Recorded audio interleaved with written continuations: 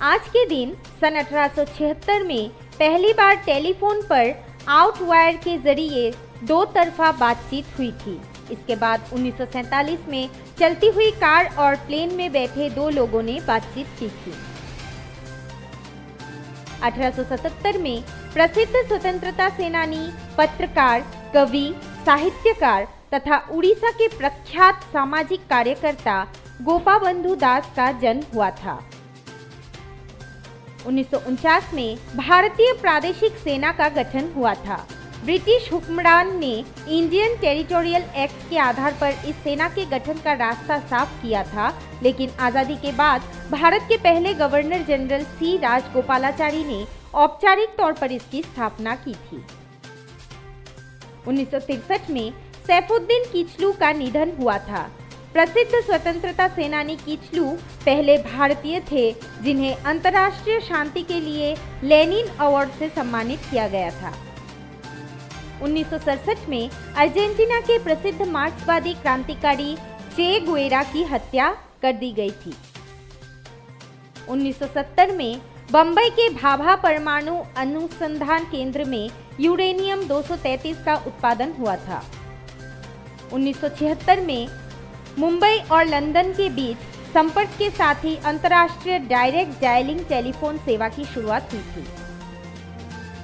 1990 में देश में ही निर्मित पहला तेल टैंकर मोतीलाल नेहरू भारतीय जहाज रानी निगम को सौंपा गया था। इसका निर्माण कोच्चि शिपयार्ड लिमिटेड ने किया था।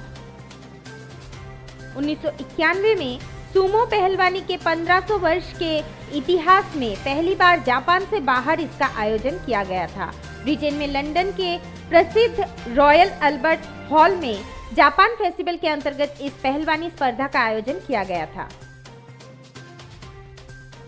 1997 में इटली के लेखक डारियो फो को साहित्य का नोबेल पुरस्कार दिया गया था। 1998 में पाकिस्तान की नेशनल असेंबली ने इस्लामिक शरीयत कानून को देश के सर्वोच्च कानून के रूप में अनुमोदित किया था।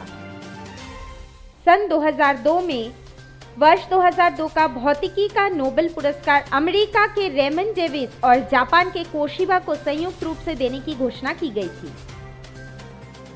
2004 में अफगानिस्तान के इतिहास में पहली बार लोगों ने अपनी पसंद का राष्ट्रपति चुनने के लिए मतदान में हिस्सा लिया था।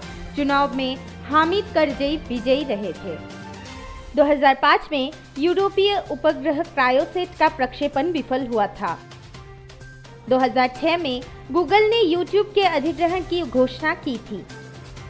2012 में तालिबान के बंदूकधारियों ने पाकिस्तान में लड़कियों की शिक्षा की हिमायत करने वाली 15 वर्ष की मुखर वक्ता मलाला यूसुफजई को सिर में गोली मारी थी। और आज ही के दिन सन 2015 में भारतीय हिंदी सिनेमा के प्रसिद्ध संगीतकार तथा गायक रविंद्र जैन का निधन हुआ था।